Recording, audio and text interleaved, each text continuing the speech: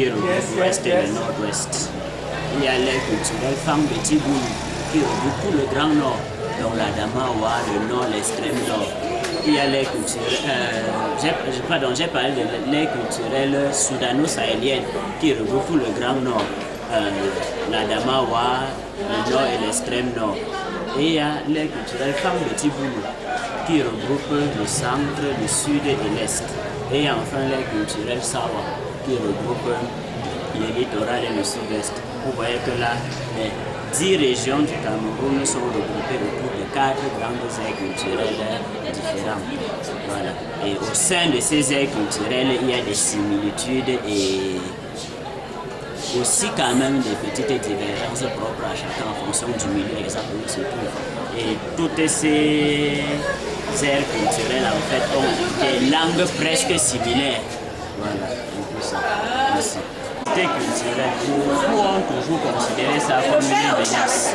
Mais nous voyons en ça un très grand. C'est une très grande richesse. Pourquoi? Parce que si on prend sur le plan de 284 langues par exemple, c'est environ 284 visions du monde différentes qui peuvent conduire à quelque chose dont on ne peut pas imaginer.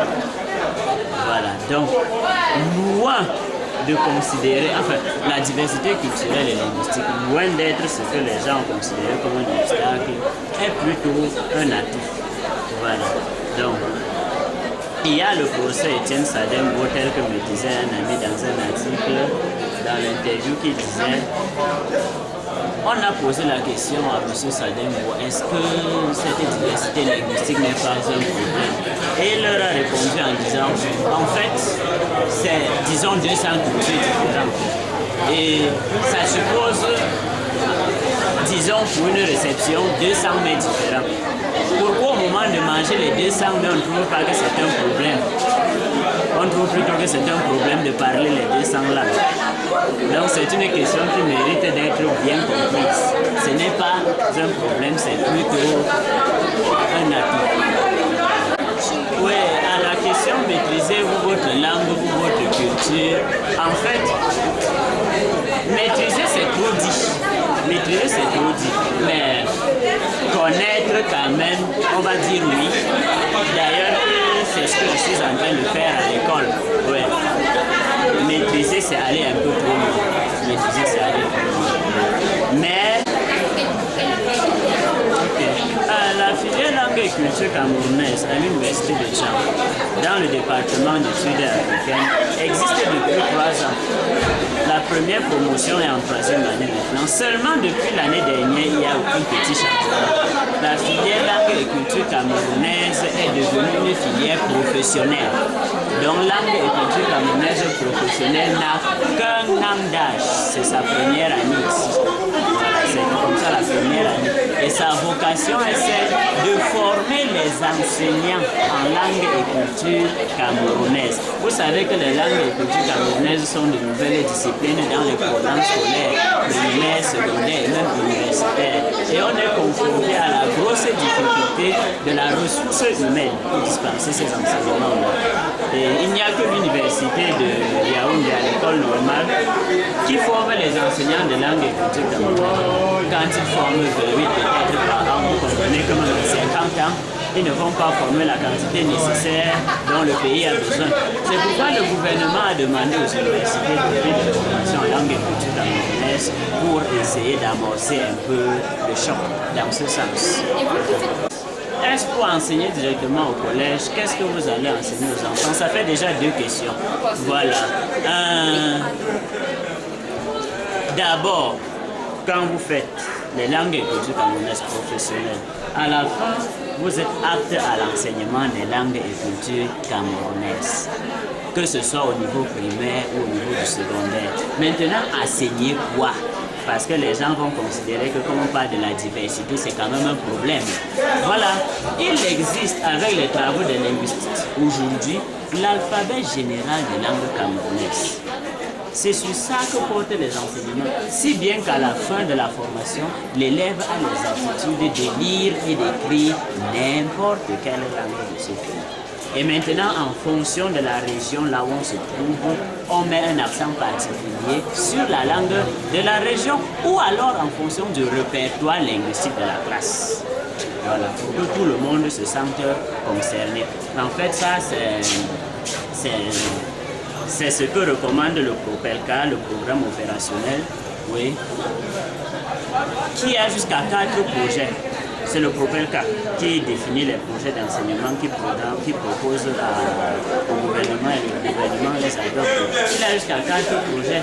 L'un des projets justement étant d'enseigner les langues et cultures nationales dans les localités en s'appuyant sur les langues de la localité. Voilà. Parce que c'est en fait ça qui sous-tend sa formule de Nice. Mais nous voyons en ça un très grand. C'est une très grande richesse. Pourquoi? Parce que si on prend sur le plan de 284 langues par exemple, c'est environ 284 visions du monde différentes qui peuvent conduire à quelque chose dont on ne peut pas imaginer. Voilà, donc loin de considérer, enfin, la diversité culturelle et linguistique, loin d'être ce que les gens ont considéré comme un obstacle, est plutôt un atout. Voilà, donc, il y a le procès Étienne Sadembo, tel que me disait un ami dans un article, dans l'interview, qui disait, on a posé la question à M. Sadembo, est-ce que cette diversité linguistique n'est pas un problème? Et il leur a répondu en disant, en fait, c'est, disons, 200 cultures différentes. Et ça suppose, disons, pour une réception, 200 mets différents. Pourquoi au moment de manger les 200 mets, on ne trouve pas que c'est un problème? On trouve plutôt que c'est un problème de parler les 200 langues. Donc c'est une question qui mérite d'être bien comprise. Ce n'est pas un problème, c'est plutôt un atout. Oui, à la question maîtrisez-vous votre langue ou votre culture, en fait, maîtriser c'est trop dit. Maîtriser c'est trop dit. Mais connaître quand même, on va dire oui. D'ailleurs, c'est ce que je suis en train de faire à l'école. Ouais. Maîtriser c'est aller un peu trop loin. Maîtriser c'est aller trop loin. Mais la filière langue et culture camerounaise à l'Université de Jean, dans le département d'études africaines, existe depuis 3 ans. La première promotion est en 3e année maintenant. Seulement depuis l'année dernière, il y a un petit changement. La filière langue et culture camerounaise est devenue une filière professionnelle. Donc langue et culture camerounaise professionnelle n'a qu'un an d'âge. C'est sa première année ici. Voilà, c'est comme ça la première année. Et sa vocation est celle de former les enseignants en langue et culture camerounaise. Vous savez que les langues et cultures camerounaises sont de nouvelles disciplines dans les programmes scolaires, primaires, secondaires et même universitaires. Et on est confronté à la grosse difficulté de la ressource humaine pour dispenser ces enseignements-là. Et il n'y a que l'université de Yaoundé à l'école normale qui forme les enseignants de langue et culture camerounaises. Quand ils forment 8 peut-être par an, vous comprenez que même 50 ans, ils ne vont pas former la quantité nécessaire dont le pays a besoin. C'est pourquoi le gouvernement a demandé aux universités de faire des formations en langue et culture camerounaise pour essayer d'amorcer un peu le choc dans ce sens. Est-ce pour enseigner directement au collège? Qu'est-ce que vous allez enseigner aux enfants? Ça fait déjà 2 questions. Voilà. D'abord, quand vous faites les langues et cultures camerounaises professionnelles, à la fin, vous êtes apte à l'enseignement des langues et cultures camerounaises, que ce soit au niveau primaire ou au niveau du secondaire. Maintenant, enseigner quoi? Parce que les gens vont considérer que comme on parle de la diversité, c'est quand même un problème. Voilà, il existe avec les travaux des linguistes aujourd'hui l'alphabet général des langues camerounaises. C'est sur ça que portent les enseignements, si bien qu'à la fin de la formation, l'élève a les aptitudes de lire et d'écrire n'importe quelle langue de ce pays. Et maintenant, en fonction de la région là où on se trouve, on met un accent particulier sur la langue de la région ou alors en fonction du répertoire linguistique de la classe. Voilà, pour que tout le monde se sente concerné. En fait, ça, C'est ce que recommande le PROPELCA, le programme opérationnel, oui, qui a jusqu'à 4 projets. C'est le PROPELCA qui définit les projets d'enseignement, qui propose au gouvernement et le gouvernement les adopte. Il a jusqu'à 4 projets. L'un des projets justement étant d'enseigner les langues et cultures nationales dans les localités en s'appuyant sur les langues de la localité. Voilà. Parce que c'est en fait ça. Bon, oui, pour cette première année, ceux des étudiants qui sont inscrits en langue et culture camerounaise professionnelle sont au nombre de 7. Dans le département, la toute première année est une année générale et commune pour tous. Voilà. Ceux qui veulent faire le professionnel commencent la spécialisation au niveau de la deuxième année. Donc, lorsque nous partons de la première année avec un effectif d'environ 30 étudiants, au niveau 2, il y a ceux qui choisissent de se spécialiser dans l'enseignement des langues et cultures camerounaises, ils sont au nombre de 7.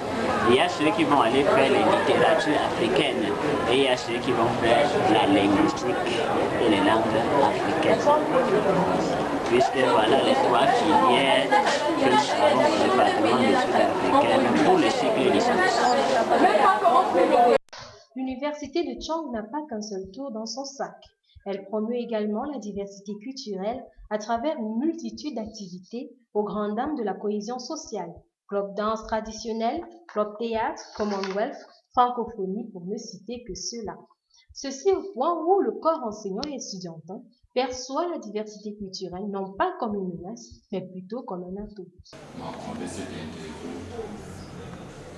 La première question, s'agissant de ce qu'on entend par diversité culturelle. Alors, dans l'expression diversité culturelle, il y a d'abord le terme diversité qui veut dire plusieurs, et culturelle qui renvoie à la culture. Ça veut dire la diversité culturelle renvoie tout simplement à plusieurs cultures. Alors, plusieurs cultures dans la mesure où ces cultures constituent une sorte de rencontre. À l'université de Tchang, par exemple, l'université d'abord, c'est un cadre académique qui reçoit les étudiants appartenant à des ethnies différentes. Alors, les étudiants qui viennent et qui appartiennent à des ethnies différentes ont aussi des cultures différentes. C'est la raison pour laquelle on va voir un groupe d'étudiants qui appartiennent par exemple à l'ethnie Bangalté, un groupe d'étudiants qui appartiennent par exemple à l'ethnie Bafang. Et chaque groupe est là pour valoriser sa culture. Maintenant, puisque les étudiants sont venus, se sont rencontrés à l'université, il y a lieu que cette rencontre puisse favoriser la rencontre culturelle. La rencontre culturelle dans la mesure où les étudiants, dans leurs travaux, vont chercher, chaque étudiant va chercher à connaître la culture de l'autre. Vous voyez, dans les programmes à l'université de Tchang, on constate que chaque mercredi soir, il y a des cérémonies culturelles présentées par les étudiants. Il y a des festivals culturels présentés par les étudiants. Moi, je pense que ces cérémonies-là, ces danses, ces différentes cérémonies constituent un levier pour la rencontre des cultures, pour l'émergence de la culture au Cameroun. Donc, alors, la culture, d'abord, c'est quoi? La culture, c'est un ensemble. La culture peut être définie comme un ensemble de solutions qu'un groupe ou un peuple peut trouver pour résoudre ses problèmes. Donc, la culture est ce qui nous caractérise. La culture est ce qui caractérise un peuple donné. Donc, un peuple diffère de l'autre par sa culture. Ainsi, on va voir dans la région de l'Ouest, par exemple, la culture de plusieurs peuples ayant plusieurs cultures. Bon, maintenant, vous avez parlé de la rencontre de ces cultures si elle constitue une menace ou un atout moi je pense que la rencontre de culture ne peut en aucun cas constituer une menace. Dans la mesure où la rencontre de culture, les hommes sont appelés à se rencontrer. Et lorsque vous êtes appelés à vous rencontrer, vous ne pouvez pas vous rencontrer sans avoir des cultures différentes. Par conséquent, vos rencontres vont favoriser ce qu'on va appeler le syncrétisme culturel, c'est-à-dire une sorte de conjugaison des cultures. Donc, la rencontre de cultures constitue un atout que chaque être humain devrait préserver. Chaque être humain devrait lutter pour son émergence. Je dois aller auprès de l'autre pour chercher les éléments de sa culture qui ne sont pas dans la mienne. C'est la raison pour laquelle lorsque vous allez chercher les éléments, vous venez compléter. Donc, la rencontre de culture rejette ce qu'on va appeler le repli identitaire, c'est-à-dire le fait que chacun se réserve à rester dans sa culture. Et ce repli identitaire a un défaut dans la mesure où le repli identitaire implique ce qu'on va appeler le tribalisme. Parce que quand vous êtes régulier dans votre identité, vous catégorisez, vous cataloguez une autre identité, vous présentez une image péjorative d'une autre identité. Donc, moi je pense que la rencontre culturelle constitue un atout à tous les niveaux, même dans les programmes à l'université, par exemple au département d'études africaines, il y a des cours essentiellement basés sur la culture. Il y a un cours par exemple étudier dynamique culturelle. La dynamique culturelle, ça renvoie tout simplement à la rencontre de culture qui favorise le syncrétisme culturel, c'est-à-dire le regroupement de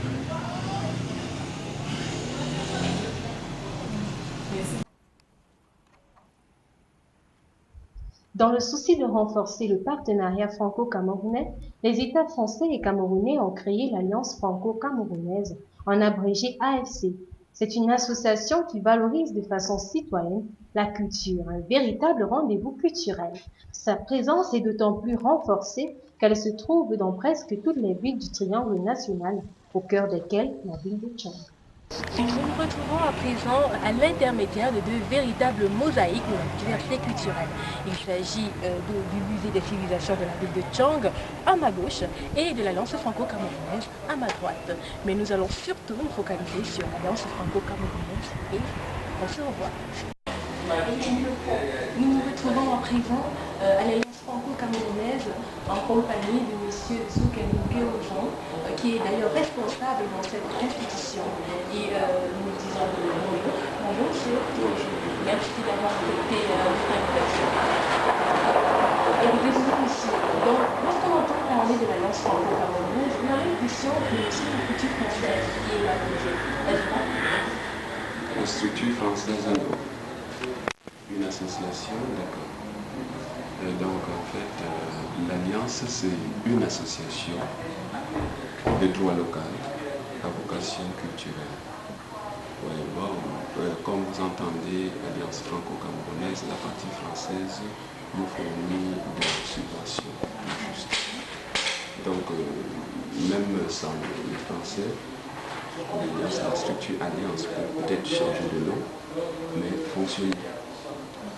Alors, monsieur, quelles sont les activités culturelles que vous organisez pour cette institution? Activités culturelles, nous encourageons la culture à travers le théâtre, l'art plastique, la musique, et parlons bien aussi de la lecture. Donc une bibliothèque au centre. Alors, nous avons, j'ai ouï dire que vous organisez parfois des danses traditionnelles. Des danses traditionnelles, non. Des danses traditionnelles, non. Mais nous avons, toujours dans le centre de la promotion de la culture, nous avons un club de danse traditionnelle ici. CAPEC Pina, que vous connaissez bien. Et alors, quelles sont ces danses? Parce que lorsqu'on parle de culture, c'est justement ces danses. Est-ce que c'est uniquement la danse bamileke? Est-ce qu'on est dans une zone typiquement bamileke? Oui, quand on regarde ce que fait la CAPEC, c'est uniquement bamileke. Mais pas quand je dis bamileke, puisque ici nous avons beaucoup de Béni. Quand je dis bamileke, ce n'est pas une danse de la ménoise seulement, ou de bambous, ou encore de la michi. Je vois c'est un ensemble de choses qu'ils essayent d'améliorer par rapport à la genèse même de ce qu'ils pratiquent. Ouais, moi qui suis beaucoup plus traditionnaliste, quand je regarde certaines de leurs chansons, ça me rappelle bien des choses que nous avons connues à la base il y a assez longtemps, mais en réalité ce n'est pas exactement ça. Je sens qu'il a amélioré. Merci d'avoir accepté notre invitation. Merci. Pour des raisons administratives, nous n'avons pas pu vous faire découvrir le musée des civilisations de Tchang. Mais toutefois, la ville de Tchang ne laisse décidément personne indifférent au vu de sa richesse culturelle. On répertorie d'ailleurs plusieurs foyers culturels, tous concourant à assouvir la nostalgie de l'éloignement de ses racines. Mais peut-être ces regroupements par affinité culturelle sont-elles à plaindre puisqu'elles limitent le dialogue entre les cultures. Malgré ces limites, la ville de Tchang est un havre culturel puisqu'elle favorise la tolérance entre les différentes cultures qui s'y rencontrent.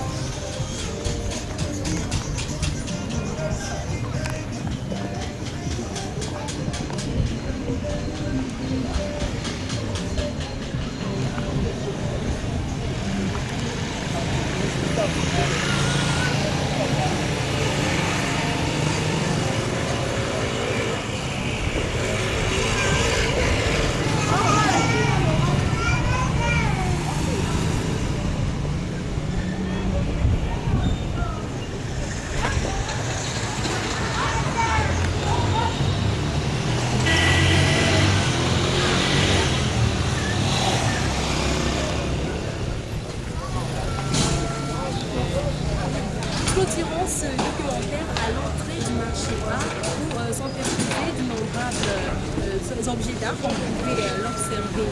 Mais avant, nous allons vous faire une visite vraiment exceptionnelle histoire de vous faire découvrir ce monde merveilleux. Et puis on se retrouvera juste après en compagnie d'un artisan qui vous édifiera sur ce monde que vous-même vous découvrirez.